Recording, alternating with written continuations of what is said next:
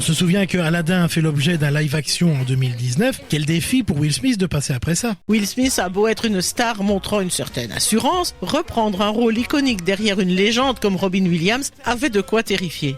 Il faut dire qu'en interprétant le génie d'Aladin, Williams a livré une véritable performance, apportant l'essence même du personnage. Décrocher ce rôle en est devenu terrifiant pour Will Smith, tant le défi d'être à la hauteur était grand. Alors plutôt que de se calquer sur la version originale, il a choisi de réinterpréter le personnage à sa sauce, avec sa personnalité. Il ajoutera par exemple un peu de hip-hop. Le fait qu'il s'agisse d'un live-action et non d'une animation imposait cette nouvelle orientation. Mais comment a-t-il pu insuffler un vent de nouveauté dans un personnage aussi connu?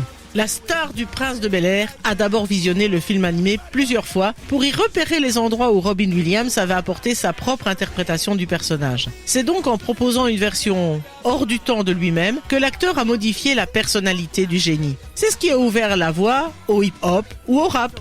Et cela fonctionne parce que le génie est un personnage hors du temps. Cela l'autorise à dire et à faire tout ce qu'il veut.